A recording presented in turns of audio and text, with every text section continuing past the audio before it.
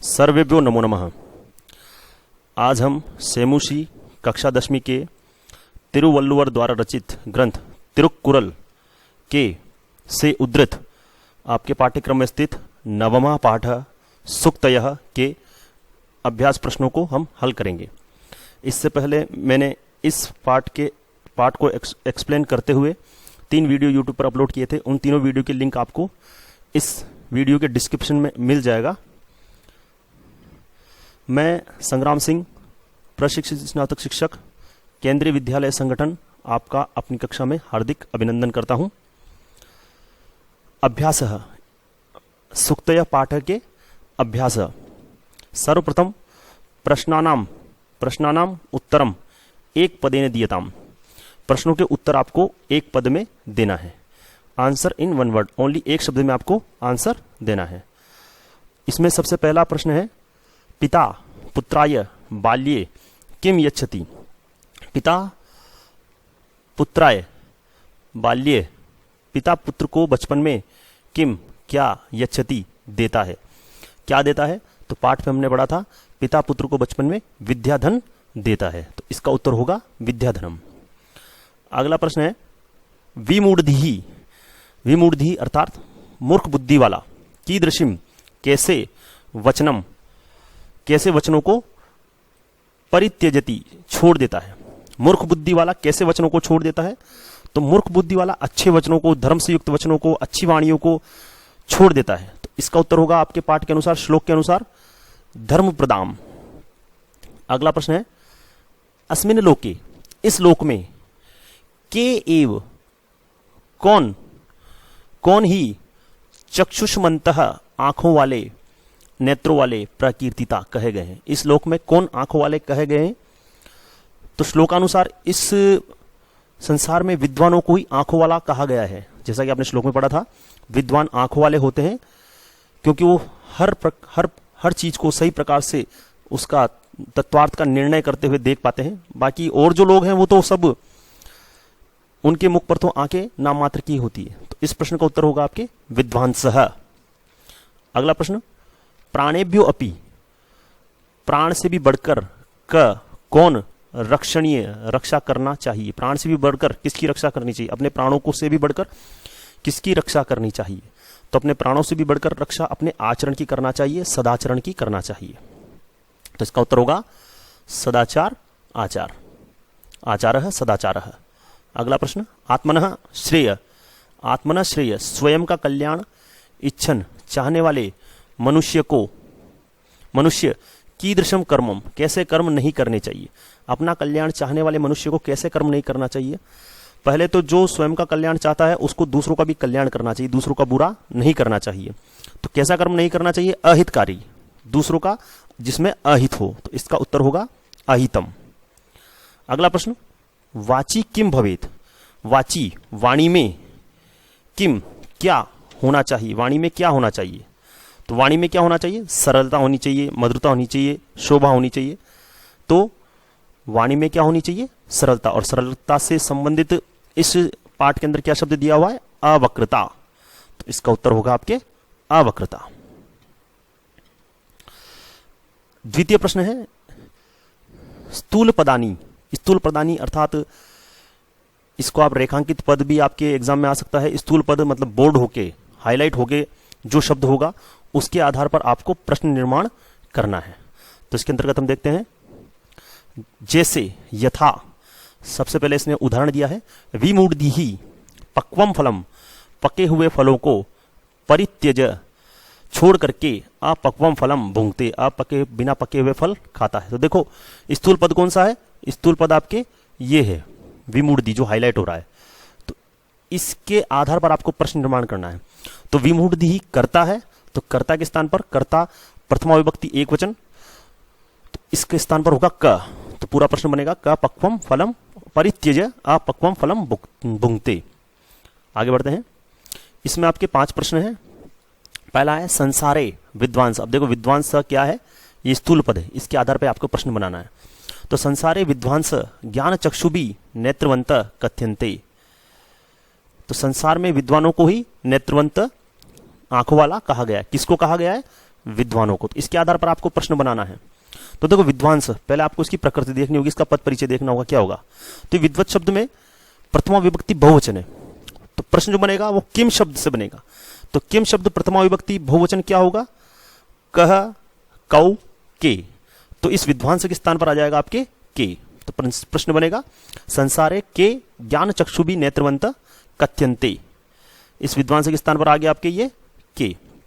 अगला देखिए, जनकेन सुताय, जनकेन पिता के द्वारा पुत्र को शेषवे बचपन में ही विद्याधनम दीयते, विद्याधन दिया जाता है। तो अब ये सुताय ये क्या है, स्थूल पद है।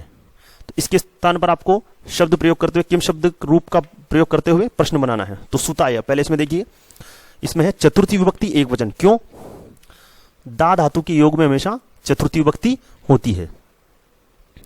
दा धातु के योग में जिसको हम कोई चीज दे रहे हैं उसमें चतुर्थी विभक्ति होती है। तो यहां सुताय में कौन सी विभक्ति है, चतुर्थी विभक्ति एक वचन। तो प्रश्न भी किम शब्द का चतुर्थी विभक्ति एक वचन होगा। अब कौन से लिंग का होगा, सुताय पुरलिंग है तो पुरलिंग का होगा, तो क्या होगा, कस्मय। तो प्रश्न बनेगा आपके जनकेन कस्मय शेषवे विद्याधनम दीयते। ठीक है, आगे चलते हैं। तीसरा, तत्वार्थस्य निर्णय विवेकेन कर्तुम शक्य। तत्वार्थ का निर्णय विवेक के द्वारा किया जा सकता है। तो यहां क्या, तत्वार्थस्य। तो पहले तो उचित प्रकार से तत्वार्थस्य क्या होगा, षष्ठी विभक्ति एक वचन। तो किम शब्द का षष्ठी विभक्ति एक वचन होता है कस्य। तो यहां पर आपके इसके स्थान पर जो प्रश्न बनेगा तो तत्वार्थस्य के स्थान पर आएगा कस्य। तो होगा कस्य निर्णय विवेकेन कर्तुम शक्य।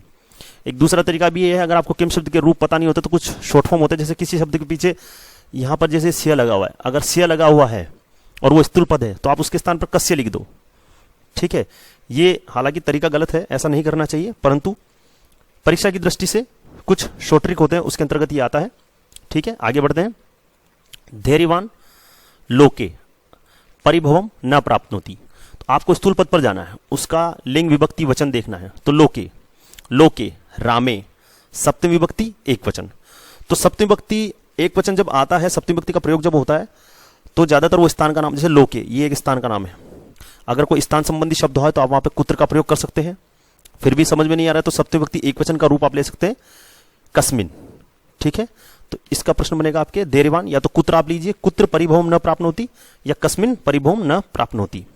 ठीक है, अगला है आत्मकल्याणम इच्छन नर परेशान। देखो परेशान, सामने से आपको शब्द दिख रहा है परेशान, षष्ठी विभक्ति बहुवचन। तो परेशान के स्थान पर आप केशाम, केशाम शब्द का प्रयोग करके प्रश्न बनाएंगे। तो आत्मकल्याणम इच्छन नर केशाम अनिष्टम न कुर्यात। ठीक है, आगे बढ़ते हैं। तीसरा प्रश्न है पाठात चित्वा, पाठ से चुनकर के अधोलिखिता नाम श्लोका नाम अन्वयम, अन्वय, अन्वय को आपको उचित पद क्रम में पूर्यत, उचित पद क्रम में आपको पूर्ति करना है। ठीक है, तो देखिए हमने जब इससे पहले जो 3 वीडियो देखे तो उसमें सारे श्लोकों का हमने अन्वय करवा रखा है, फिर भी हम देखते हैं।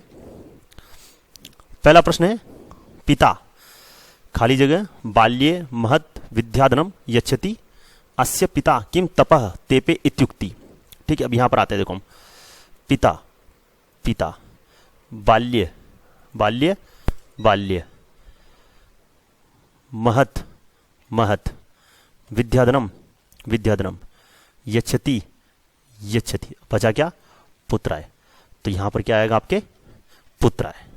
ठीक है, अस्य, अस्य पिता, पिता किम, किम तपः, तपः तेपे, तेपे इत्युक्ति, इत्युक्ति, बचा क्या पीछे, तत्कृतज्ञता। तो यहां पर क्या आएगा आपके, तत्कृतज्ञता। आगे बढ़ते हैं। अगला प्रश्न है येन खाली जगह यत प्रोक्तम तस्य तत्वार्थ निर्णय येन कर्तुम खाली जगह भवेत स खाली जगह इति खाली जगह। यहां ये श्लोक दिया हुआ है, श्लोक नंबर 5। इसमें अन्वय पूर्ति आपको अन्वय से अन्वय करते हुए इसके रिक्तस्थान की पूर्ति करनी है। तो वैसे ही येन, येन, यत, यत, प्रोक्तम, प्रोक्तम, तस्य तस्य, तत्वार्थ निर्णय तत्वार्थ निर्णय। ठीक है, तो बचा क्या यहां पे, केनापि, तो पहले खाली जगह येन केनापि। फिर है येन कर्तुम, तो येन कर्तुम। फिर है भवेत भवेत, सह सह, इति और ये इति। अब बचा गया आपके, एक बचा है शक्य और एक बचा है विवेकः। ठीक है, तो येन कर्तुम, येन कर्तुम शक्य भवेत, जो करने में समर्थ है वही विवेक, इति इरतः, ऐसा कहा गया है। ठीक है, आगे चलते हैं। 3, यह आत्मनः श्रेय, यह आत्मनः श्रेय खाली जगह सुखानी च इच्छति। ठीक है, बचा क्या, प्रभुतानी, तो पहले में क्या आएगा, प्रभुतानी। परेभ्य अहितम खाली जगह कदापि च न। ठीक है, बचा क्या, कर्म और कुर्यात। ठीक है, तो परेभ्य अहितम, अहितम, अब अहितम क्या है, अहितम विशेषण है किसका, कर्म का, तो इसके बाद आएगा कर्म। कदापि च न कुर्यात, नहीं करना चाहिए। यहां पर ये जो स बचा है वो इस जगह पर लिखा जाएगा, अन्वय के अंतर्गत यहां पर लिखा जाएगा आपके स, इस जगह पर। ठीक है, आगे बढ़ते हैं। प्रश्न संख्या 4, अधोलिखितम उदाहरण द्वयम, नीचे 2 उदाहरण हैं, 2 उदाहरण कौन से हैं, पठित्वा, पढ़ करके 2 उदाहरण दिए हुए, मतलब एक ये अ है और एक आ प्रश्न भी है, उन दोनों के 2 उदाहरण होंगे, उनको पढ़ करके अन्येषाम प्रश्नानाम, दूसरे प्रश्नों के उत्तर आपको लिखने हैं। तो देखो श्लोक संख्या 3, पहले श्लोक संख्या 3 देखते हैं, ये रहा। इसके आधार पर आपको प्रश्नों के उत्तर देने हैं। पहला प्रश्न है सत्या मधुरा वाणी, सत्या मधुरा च, सत्य और मधुर वाणी कौन सी है, तो इस श्लोक के आधार पर कौन सी है, धर्म प्रदान, तो इसका उत्तर हो गया धर्म प्रदान। अब ये तो आपके यथा में था, उदाहरण है। प्रश्न देखते हैं हम। पहला प्रश्न है धर्म प्रदान वाचम कह तज्यति, धर्म से युक्त वाणी को कौन छोड़ देता है, तो इस श्लोक में आधार पर कौन छोड़ देता है, धर्म से युक्त वाणी को विमूढ़धि, तो इसका उत्तर होगा आपके विमूढ़धि, ये रहा विमूढ़धि। मूढ़ पुरुष काम वाणी वदति, मूढ़ मूर्ख पुरुष कौन सी वाणी बोलता है, तो मूर्ख पुरुष कौन सी वाणी बोलता है, कठोर वाणी, कौन सी, परुषाम, कठोर वाणी वो बोलता है। मंदमती, मंदमती विमूढ़धि, कम बुद्धि वाला, कीदृशम फलम, कैसे फल खाता है, कैसे फल खाता है, वो पके हुए फल को छोड़कर बिना पके हुए फल खाता है, तो बिना पके हुए के लिए कौन सा शब्द यूज में लेंगे हम, अपक्वम। ठीक है, आगे बढ़ते हैं। इसी का ये अ था, ये अ था, अब हम आ करेंगे। ये चौथा प्रश्न, इसका ये आ, इसके अंदर श्लोक संख्या 7 के आधार पर है। श्लोक संख्या 7 ये है, बुद्धिमान नर किम इच्छति, तो बुद्धिमान नर आत्मन श्रेय, ये उदाहरण है। इसके 3 प्रश्न देखते हैं। कियंती सुखानी इच्छति, कियंती कितने सुख, इच्छति इच्छा करता है, कितने सुख, सुख कितने, तो सुख का विशेषण शब्द है आपके प्रभुतानी, तो इसका उत्तर होगा प्रभुतानी। सह कदापि किम न कुर्यात, वह कभी भी क्या नहीं करता है, उसे कभी भी क्या नहीं करना चाहिए, तो उसे कभी भी क्या नहीं करना चाहिए, जो अपना कल्याण चाहता है उसको कभी क्या नहीं करना चाहिए, अहितम, दूसरों का अहित, अहितम कर्मम, यहां पर कर्मम होगा, यहां पे कर्मम। ठीक है, आगे चलते हैं। स केभ्य, सह केभ्य अहितम न कुर्यात, यहां पर भी कुर्यात। स केभ्य, वह किसके लिए अहित नहीं करना, उसको किसके लिए अहित नहीं करना चाहिए, तो सो दूसरों का कभी भी परेभ्य अहित नहीं करना चाहिए। अगला प्रश्न है मंजूषाया, ये मंजूषा है, इसमें से तद्भावात्मक सुक्ति, ये सुक्तियां दी हुई 6 सुक्तियां हैं।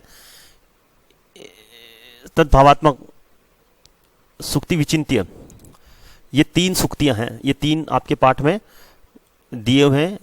इनसे संबंधित सुक्तियां इस मंजूषा में से आपको लिखनी है। टोटल कितनी है, 6 सुक्तियां हैं। तो देखिए साफ से दिख रहा है विद्याधनम महत, विद्याधनम महत विद्याधन से संबंधित सूक्ति है, तो एक विद्याधन ये हो गया, एक विद्याधन ये हो गया, तो इसका उत्तर ये हो गया। मंजूषा के आधार पर आपको उत्तर देना आसान रहता है। आचार है प्रमो धर्म, आचार से संबंधित सूक्ति, एक सूक्ति ये हो गई, एक सूक्ति ये हो गई, ठीक है। अगला देखिए चित्ते वाची न, चित्ते वाची, चित्त और वाणी में अवक्रता ही समत्वता है, तो इससे संबंधित मनसी एक वचसी एक कर्मणि एकम महात्मनम महात्मनाम संवो मनांसी जानताम, ठीक है। तो ये मंजूषा से संबंधित, इसमें तो साफ आपको दिख रहा है, इसमें कुछ समझाने वाली बात है नहीं। आगे बढ़ते हैं।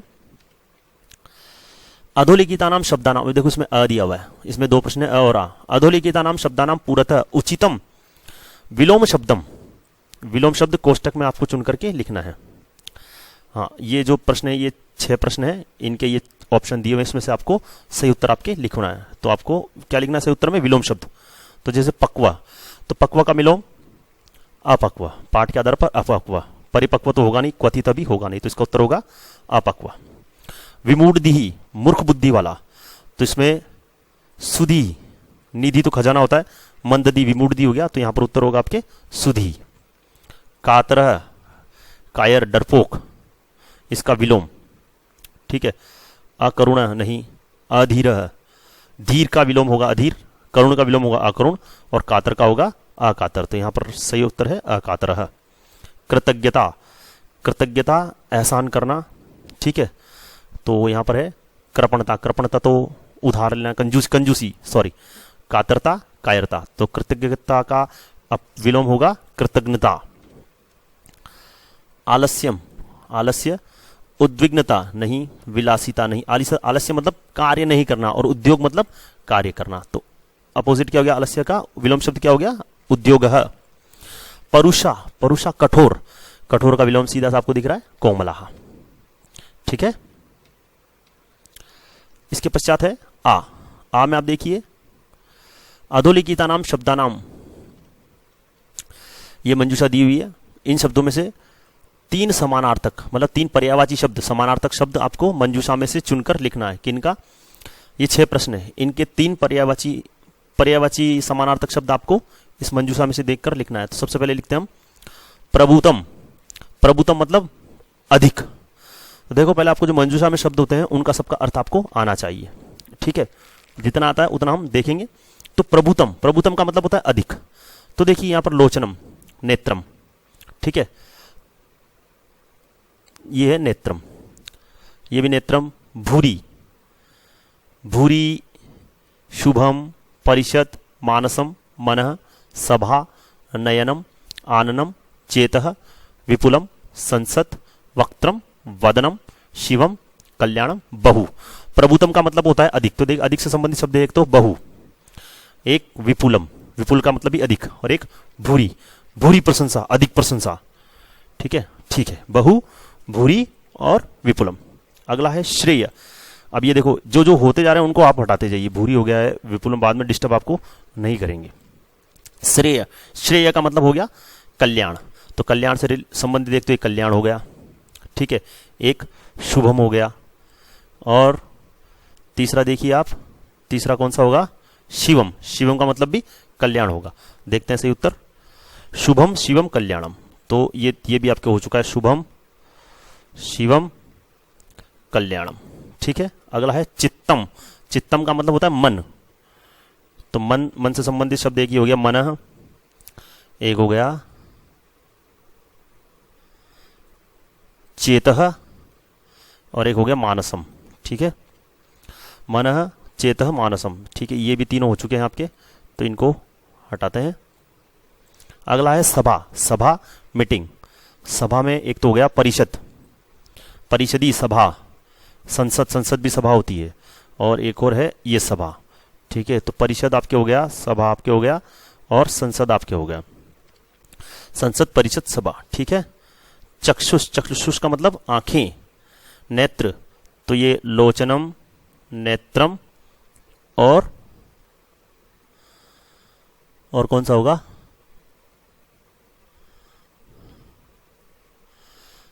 वक्त्रम, सॉरी, वक्त्रम आपके नहीं होगा, आगे हमने ऑप्शन देखा नहीं, उसमें लिखा हुआ है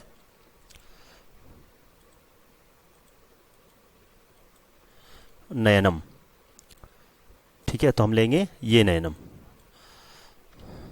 लोचनम, ये यहां पर लेचनम लिखा हुआ है, ये गलत है, यहां पर लोचनम होगा, लोचनम। नेत्रम, नयनम। ठीक है, तो ये 3 आपके हो चुके हैं। अब आपके पास है मुखम। मुखम के लिए बचा के आपके पास 3 बचा है, एक तो आननम, वक्त्रम, वदनम। ठीक है, तो वदनम, आननम, वक्त्रम।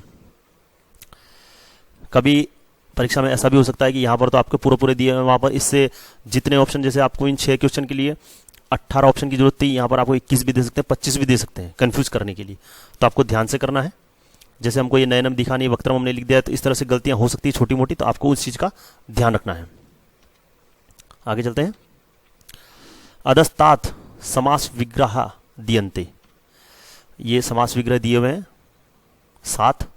समस्त पदानी, उनके समस्त पद आपको पाठ के आधार पर लिखना है, इन समासों के नाम भी है। तो सीधा सा है, तत्वार्थस्य निर्णय, तत्वार्थ का निर्णय, तो इसके लिए शब्द था तत्वार्थ निर्णय, तो इसका समस्त पद होगा। वाचीपटु, वाणी में कुशल, तो वाणी में कुशल इसका भी हमने पढ़ा था वाक्पटु। धर्म प्रददाति इति ताम, धर्म प्रदाम।